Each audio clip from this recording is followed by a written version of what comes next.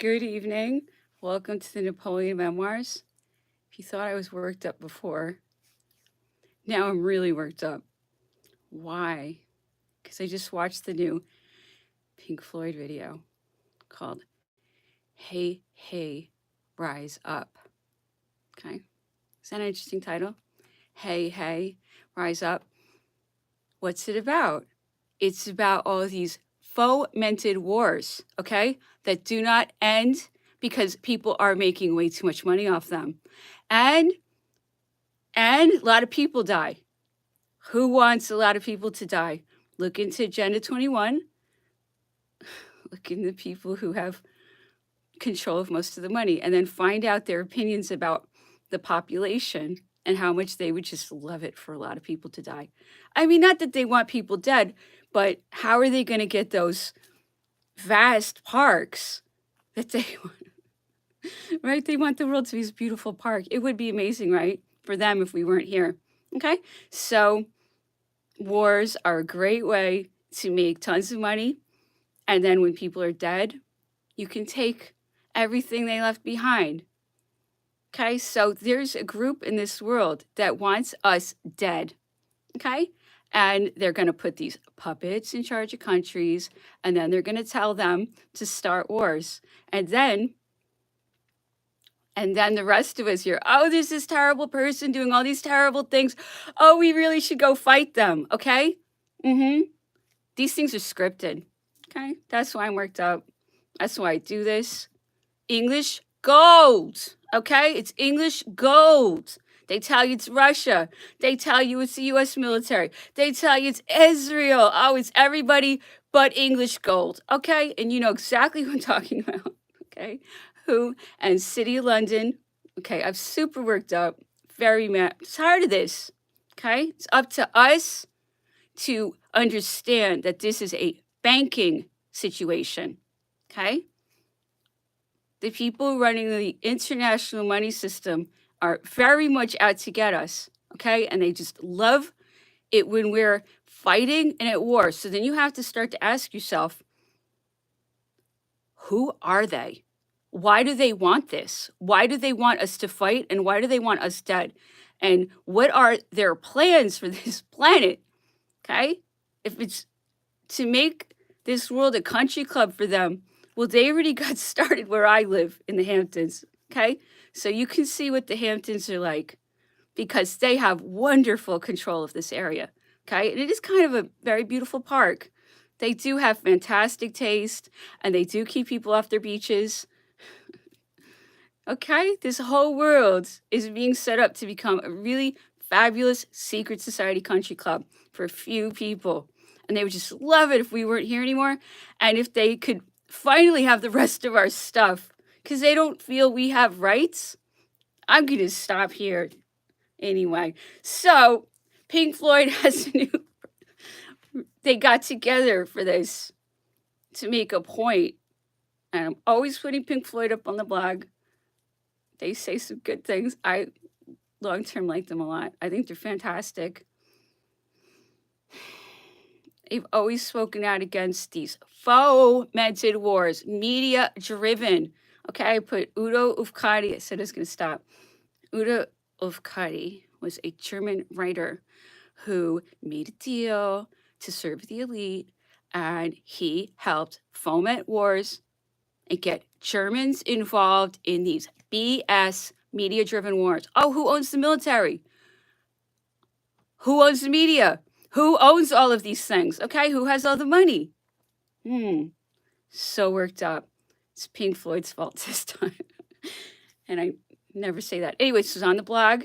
If you want to get super worked up, like I am, watch that video. It's going to get you mad. So thank you, Pink Floyd, for getting me super mad. I love it.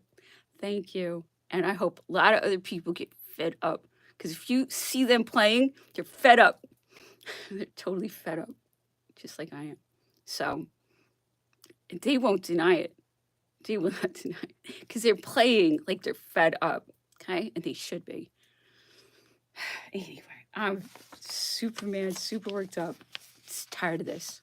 I'm tired of this. I'm tired of them hurting people. The wealthiest people on this freaking planet are killing people, hurting children, okay? And then if you even dare to even look at them the wrong way, their heads start spinning, they start flying around on brooms, and they call you any name they can think of, and they have so many publicists that they can get away with smearing people who are actually good people when they're not good people. I said I'd stop. I can't believe this. I'm sorry. I can't believe this. I'm sorry. I can't help it. It's going to happen to you too if you don't watch the video. This is going to happen to you. You're going to be so mad. You're going to call people. You're going to tell them about this. Hey, rise up. Okay? And it's going to spread like wildfire. Okay? Stop letting these people start these wars. Okay? World War II was, I said it was going to stop. So now I have no credibility. I can't stop. Anyway, I think I made my point. I'm just going to be very repetitive at this point.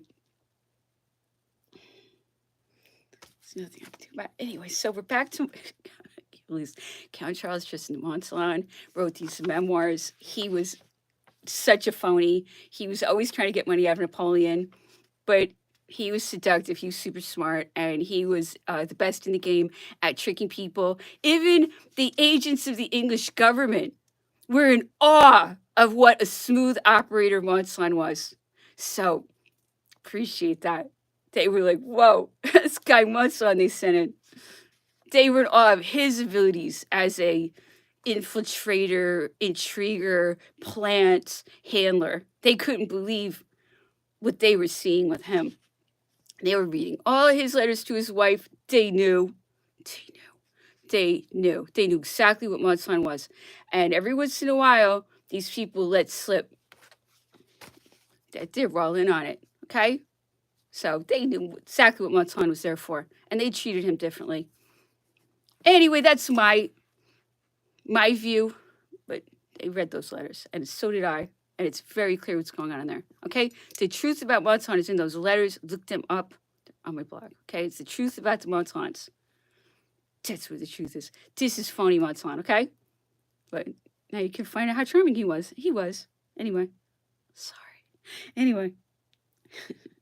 General Bertrand was much attached to the emperor, but he too often allowed himself to go to lengths which could not but wound the real affection which the emperor felt for him. The reason was his extreme affection for his wife, a charming compound of all the seducing manners and of all the caprices of Creole. She wished her husband to be only the first of her slaves, and it was very difficult to resist her. General Bertrand could not. He felt himself, therefore, condemned to a perpetual struggle between his duties as Grand Marshal and her commands, always agreeable, but not always in harmony with the office which he filled in the household of the emperor. It is to this love, which may, with justice, be called idolatry, that we must attribute the madness of the letter written from Elba to Louis XVIII, the hesitation in the Élysée, finally in 1828, his determination to take his children to Europe and to leave during his absence. The Empress St. Helena, retaining with him only myself out of the four who had accompanied him to Langwood. Oh, this is so interesting. It really is. So, Montsalon wants to be the one close to Napoleon at the bitter end, and he has to alienate everybody, and he has to understand everybody very, very well. And Bertrand, the Grand Marshal, was loyal to Napoleon. He was a true Bonapartist. He did love Napoleon. He really did, but he really loved his wife, Fanny, and this is one of those seductive Beauharnais women. She's not really Beauharnais, but she's a Dillon, and she's related to them somehow. But they're all these like vivacious Creoles, and they're pretty wonderful. And Napoleon loves them. He always has them around him, and he was after her. Okay, that's the truth. He was after Fanny, and she didn't want any part of him. So she's the only one, basically. I don't know anyone who resisted Napoleon except for her. I'd have to really think about it. Did anyone ever resist Napoleon? Well, there's one. I'll see if I come up with another one. But no, everybody did whatever Napoleon wanted. So he was, they called him the enchanter. He was enchanting. Anyway, so my son understood that his loyalty was divided. I said that the wrong way. And he knew he could slip right in and get him disinherited about it, which is exactly what Monson did. Okay. So now it's time for Las Casas in Italian, beautiful Italian language that we are trying to learn, hopefully, and to always honor that Napoleon was Italian. And I am 1/4 Italian, but it's always about Napoleon. He was Italian. He was Corsican, but you can never take that out of him. He was hot-blooded. But he loved France. And if somebody said to Napoleon, wow, you're like so nice to us, you're so into us for not being one of us, he's like stare at them and walk out of the room, turn his back on them. Like he enraged. How dare you suggest for a second that I'm not French? Okay. That's the way Napoleon was. He was so into France. But he was always Italian. Stunning contrast. He was very interesting. He loved France. He wanted everybody to speak French. He didn't want everybody to speak Corsican. Couldn't care less. But he did love Corsica. He was a very proud Italian. He had the personality of Italian. He only came to France at 10. So 10, He couldn't take that out of him. It's amazing. Maybe 11. Young. He was young when he first came to France, and he didn't even speak French. And then he became such a fan of France. He loved France. He wanted France to be the mistress of the world. He loved France. He thought it was the best culture. He thought Italians had better music. That's one thing oh my goodness, I'm really, pardon me. I can't help it. When I talk about Napoleon, I can't stop. Anyway, so let's do some Italian. Las Casas, former counselor of state, aristocrat. Anyway, let's go. L'imperatore. Durante la mattina lavorò all'ombra nel giardino. Il tempo era bellissimo. Il giorno uno dei più belli e sereni. Leggeva la spedizione di Alessandro in Rollen. Aveva dinanzi parecchie carte geografiche.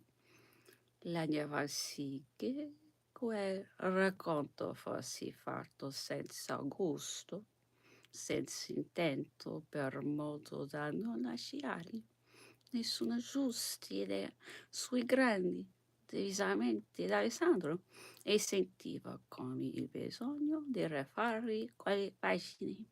Sulle 5 ore lo raggiunsi nel giardino dove passeggiava circondato da noi tutti, tosto che mi ebbi da lunghi riconosciuto. Accostatevi, dissi, e finiti a proferire l'opinione vostra sopra un argomento che dibattiamo da più d'un'ora. Di ritorno da Waterloo avrei io potuto dischiugliere il corpo legislativo e salvare se sulla Francia. Non risposi io, il corpo legislativo non sarebbe dischiuso volontariamente e sarebbe stato mestiere far uso della forza. Esso avrebbe protestato e sarebbe insorto uno scandalo. Il discorso manifestatosi nel suo seno avrebbe trovato eco in tutte le nazioni. Intanto il nemico sarebbe giunto, la envie sarebbe caduto tra le accuse di tutta Europa, degli stranieri e di noi medesimo, portando secoli universali maledizioni, non altrimenti che un capo d'avventurieri è un demagogo, Amy in cambio è uscito pure dalla lotta e resterà sempre l'eroe di una cosa che vivrà eterna nei cuori di quanti credono nel trionfo della cosa del popolo. La MP si assicurò per la moderazione su un posto onorevole nella storia in cui avrebbe avuto, diversamente operando, una pagina ignominiosa. La MP ha perduto, è vero, il potere, ma poi il colmo alla misura della propria gloria. Ebbene, repiglio l'imperatore. Questo è pure il mio avviso, ma è poi certo che il popolo francese saprà rendermi la dovuta giustizia. Non mi darà egli tacere di averlo abbandonato. La storia deciderà.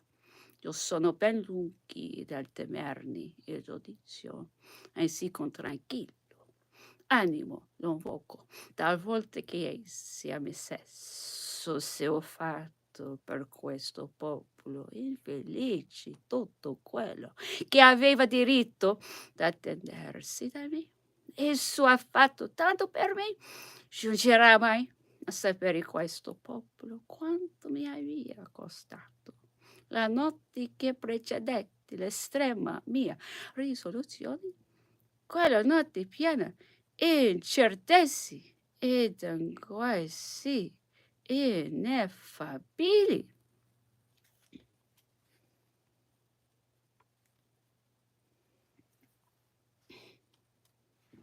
It's one of the big themes of the St. Helena Memoirs, where Napoleon is just talking and thinking and expressing himself.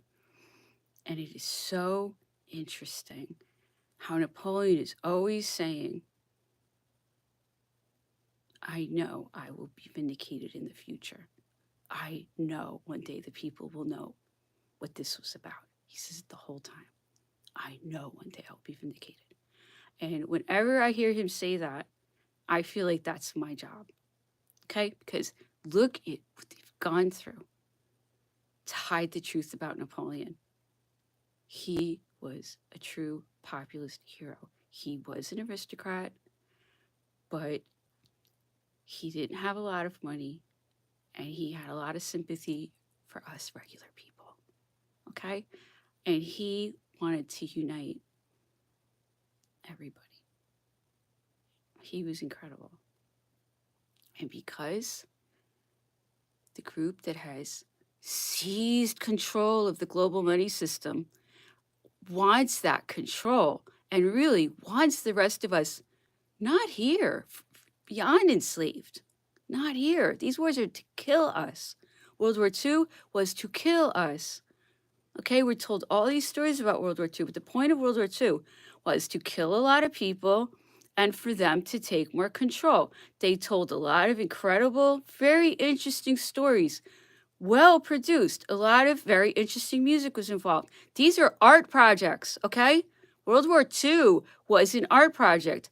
Go look at the night rallies, okay? And you will see there's a ton of stagecraft, publicity work. These are big shows, okay? And people die in them. The bombing of Dresden, oh, I started up again. Okay, I say this all of the time. We all hear about the bombing of Dresden. Oh, who cares? It's just Germans. What difference does it make? See, that's a story we're told, that you can just bomb Germans and somehow it's okay because there's something wrong with them. That's evil that we're told that, first of all. Number 3, there was no 1 and 2. Just skip right to 3. That was done on 2 days of Lupercalia. The bombing of Dresden. Okay, so these are death rituals. Okay, and all of these people die in them. Oh, and guess what they get to do? They can roll in and take Dresden. Why? Because they bombed it. And all of those people are no longer there to defend their city. Okay, this is the way wars are run now since last 200 years. Okay, that's why these wars are getting bigger and more violent, because they really want to get rid of us, because that park, you know, the Hamptons is just a little place. They want the whole place to be like that, a big country club. Okay, check out the Hamptons. They already started here. Okay, this is not a real place. It's a park. I've been noticing this my whole life. I'm like, why is it a park here? Okay, the whole point is for them to control money and clear the planet out, and then create this beautiful country club. It would be amazing for them. I understand that. This is out of control. So once again, Pink Floyd is leading the way. I think I hear what they're saying. Obviously, they can't say my name, but they're saying someone else's name. Isn't that interesting? That the wonderful English Gold hasn't done their invisibility spell on him. Black Box, I think was his name. Okay, see if the English Gold goes after him next.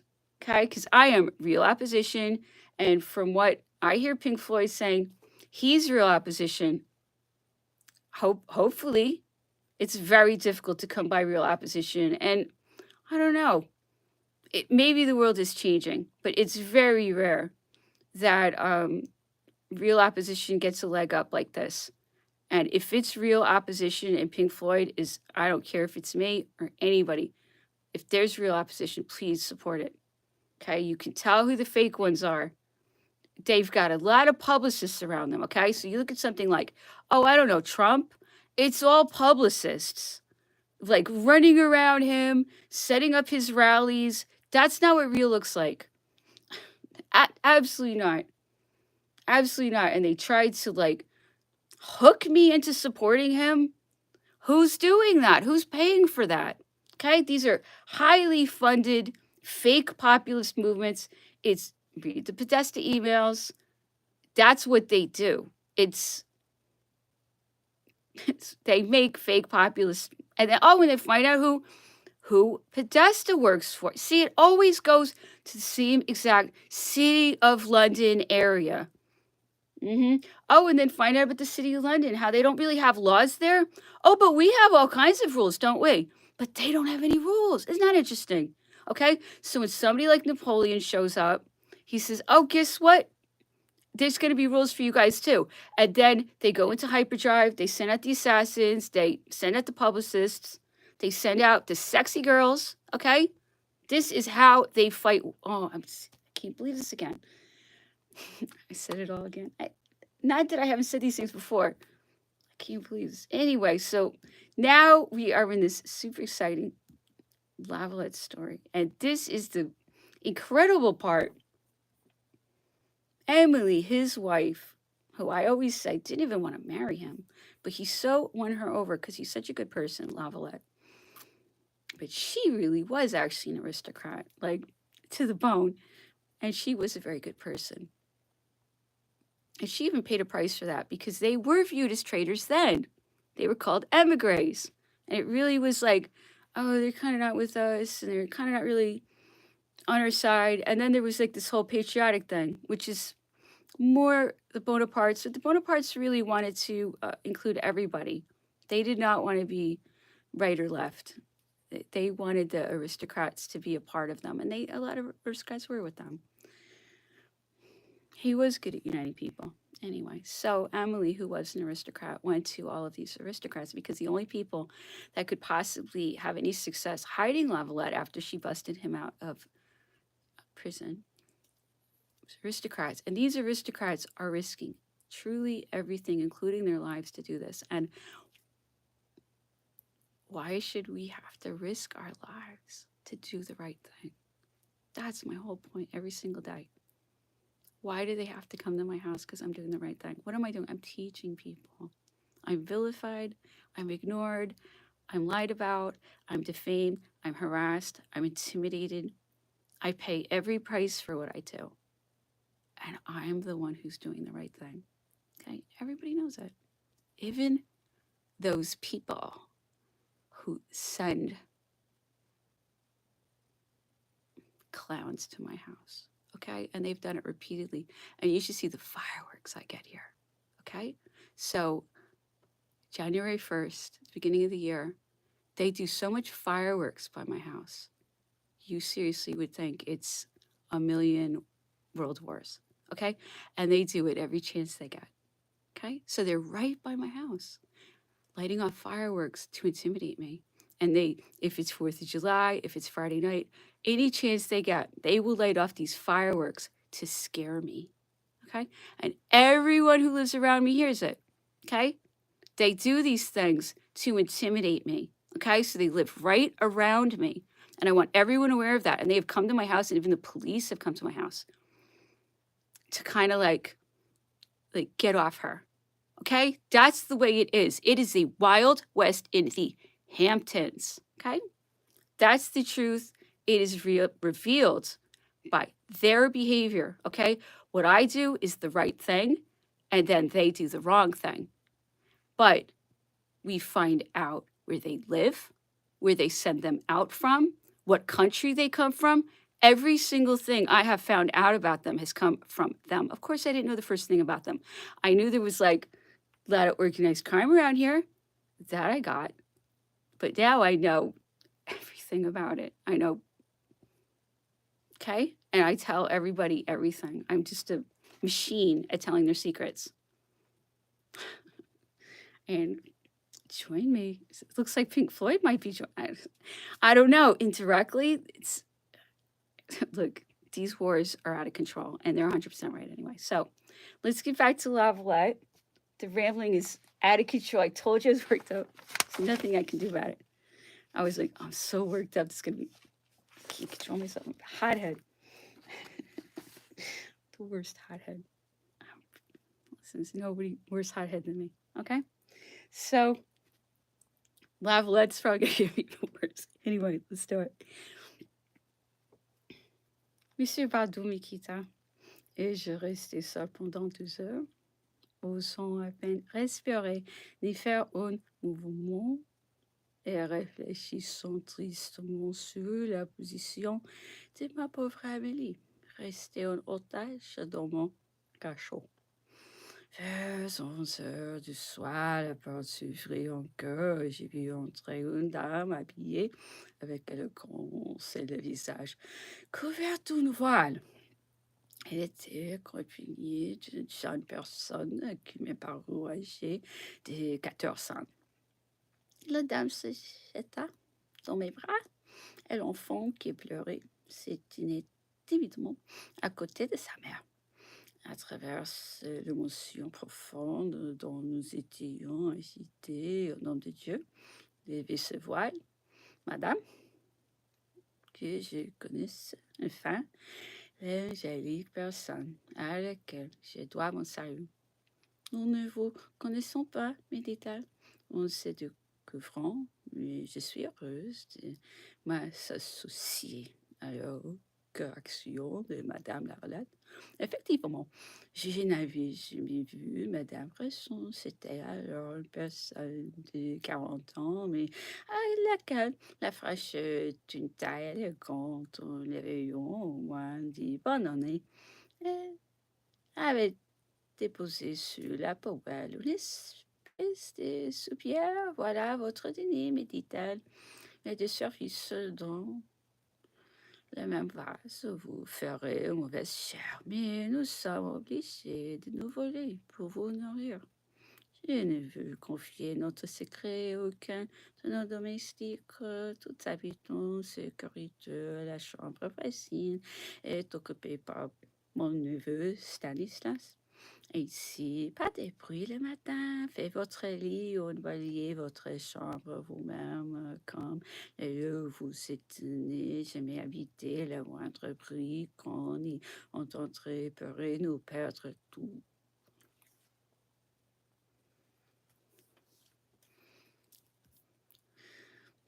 So Lavalette's been whisked up into this dark room, and then he's so worried about Emily because she's the hostage in jail now. And then this like beautiful, elegant woman comes into the room with a veil over her face. And she like hugs him. And she's crying. She's talking about God. And she's saying how much she wanted to be associated with the heroic actions of Emily, Lovelet's wife. You know, anyway, Emily was a hero. She lost her mind, you know, being in jail, because she was such a sensitive, delicate person. Okay, why do the good people suffer in this world? Do you know what I'm saying? Why? Why do the bad people get all the money and all the opportunities and all the peace and quiet and beachfront? You know, you can't even like go to the beach here in the Hamptons because it's all theirs. It's their beach. Everything's theirs. Okay? And then people like me, us angry locals, just watch them have everything and own everything and get everything.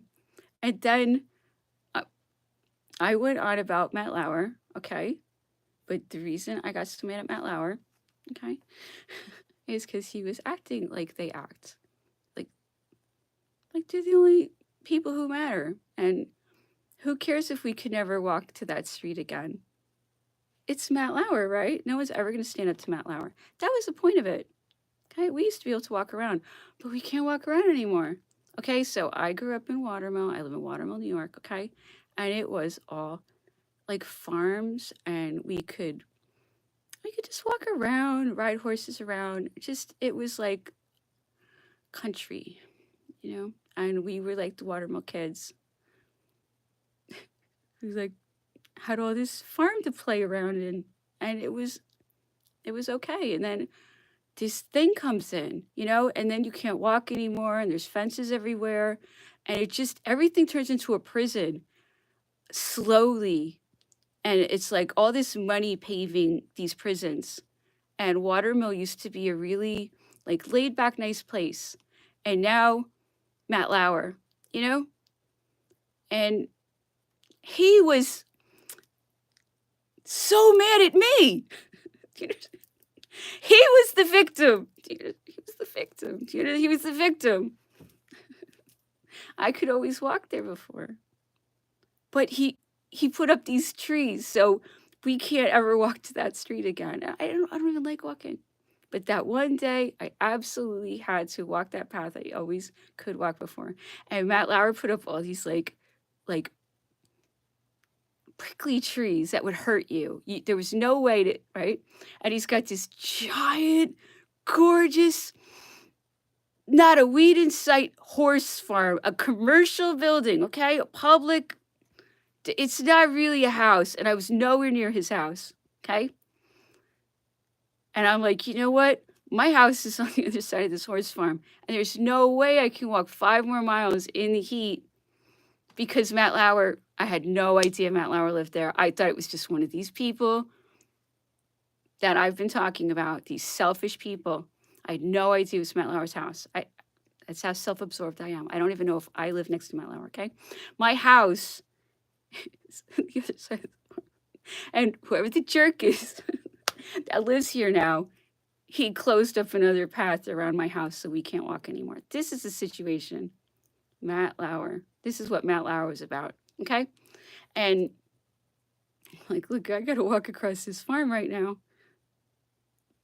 And this guy comes out, like literal steam coming out of his ears, red with anger. Oh my God, oh, this is gonna be fun. One of these people is gonna freaking lay into me. And he's the one who blocked that up, okay? Now, do you see what Matt Lauer's about? He was the victim. Do you understand? He was the victim. Just so everybody understands who the victim was. It was always Matt Lauer. He's still the victim. You understand? Because how dare I say anything about him? How dare I even question this celebrity? How could I even think of such a thing? Don't I know? Don't I know how important he is? Don't I know that I really don't need to walk around here anymore? Look, I don't even walk around, but I can't. I'm never going to get the right to walk to that road again. That's what that's about. Okay? My rights and freedoms are being shut down by Matt Lauer, and he's the victim. That's what it's about. I was absolutely trespassing in his property. You see what I'm saying? It's not about that. It's about thinking, it's about mentality, it's about the way the rest of us are treated. The ranting is way out of control. So let's get into how Napoleon was poisoned. There's no question here. If you get out into the media, oh my goodness, you could never know what happened to Napoleon. That was so long ago. Why are you even thinking about it? That's what you'll see. But in this book, which got a lot of science behind it, actual science. There is actually real science. It's not just stuff that the publicists lie about. Okay? So this is actual science about how Napoleon was definitely poisoned. Okay? Hablando de la gran expansión rusa, predijo que una especie de telón de acero dividiría Europa. Esa línea de demarcación no seguiría el trazado de las fronteras nacionales, sino de los agrupamientos ideológicos. Las colonias de Inglaterra serían, según Napoleón, cada vez más independientes y muchas de ellas se le escaparán con el tiempo. En cierto modo, Napoleón predecía una transformación de las colonias en dominios. Incluso si las facultades de Napoleón durante sus últimos años no estuvieron al nivel que habían alcanzado anteriormente, bastaban para convertirle hasta el último momento en un ser pensante y lógico con una inteligencia muy por encima de lo corriente. Se queja de ser asesinado vice debido por este mismo hecho ser tomada en consideración en su testamento. Napoleón dice, como se relata más arriba, que le han asesinado durante su estancia en Santa Elena. Declaró varias veces que esto no dejaría de ocurrir.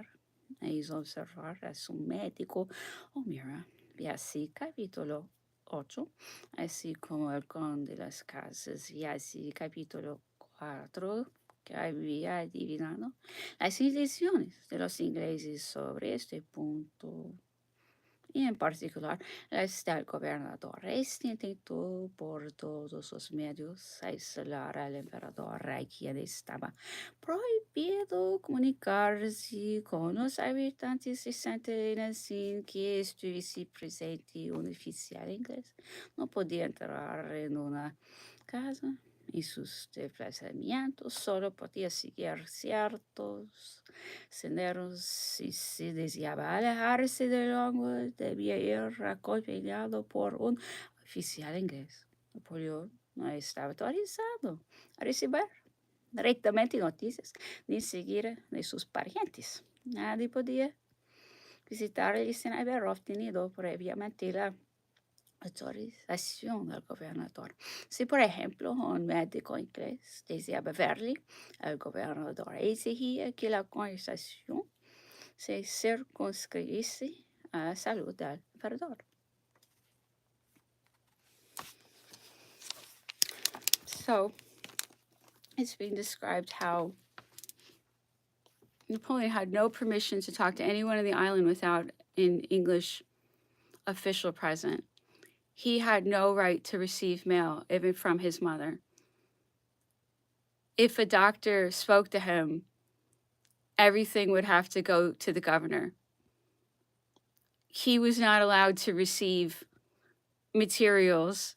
You know, he couldn't choose what he read.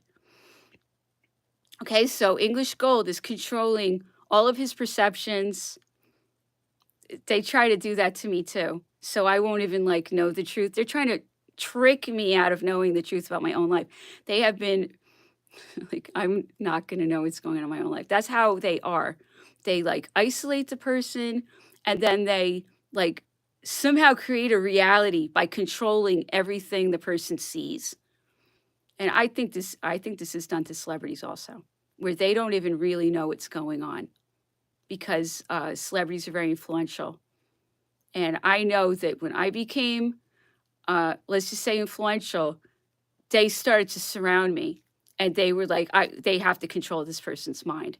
And they have a very, obviously, they have a protocol.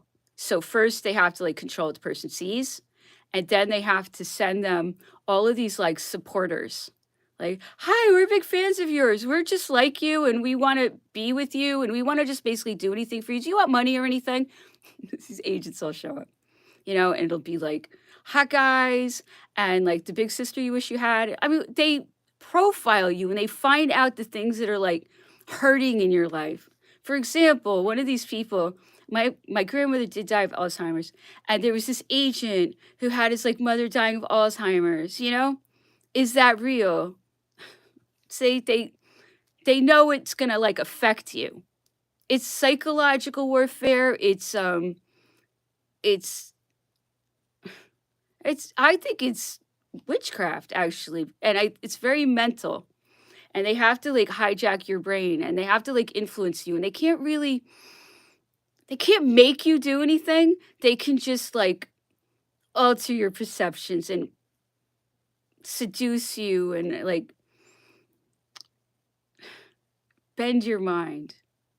And that's what they do. They can't really do anything to us, but they can like brainwash us and trick us and get us to do things that are against our best interests. I was bribed many times. I was, basically offered any job I could ever ask for. They try to figure out what your price is, and then they kind of try to offer it to you. But I always knew it was them. So I stayed out of any deals with them. And that's kind of why I'm not really under their control, because they have no rights. They're criminals. I have all the rights. Do you understand? I have all of the rights. I have a million lawsuits against them. Okay? And if I could find me a fair judge and a fair jury, I could win everything from them. And they know it. Okay? And they don't have every court shut down. And they know it. And they know who has jurisdiction here in the Hamptons where they all live. Okay? And the people who have jurisdiction over them love my project. Okay? And they know that I'm being lied about. They know everything they're following everything about this, okay? The court system that has jurisdiction over the Hamptons, okay? And everybody lives in the Hamptons, okay? All of these people live in the Hamptons, all of them, okay? So, jurisdiction, okay? Minds are changing.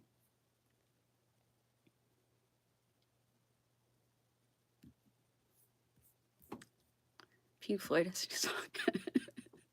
Hey, rise up. Okay, so anyway, it's ridiculous. I can't believe this. I don't even want to do this, okay? I do this for Napoleon only. It's the only reason I do this, okay? I would never do this. This is not what I want to do. Okay, but I do it because I'm obsessed with Napoleon. Okay, and I feel this is what he would want me to do. And yes, it's just very quixotic. Why don't you join us? Why don't you be quixotic with us? Why not? We're having fun a lot of the time. Okay, so let's continue. German. Ich hatte darüber ganz eigene Gedanken. Hätte Österreich oder Russland einige Schwierigkeiten gemacht, so würde ich keine Franzosen geheiratet haben. Meine Wahl würde auf einen der ersten Namen der Monarchie gefallen sein. Sogar war dies mein erster Gedanke, meine Verreinigung. Meine Minister konnten mich bloß durch Berufung auf die Politik davon erwarten. Hätte ich die Merci,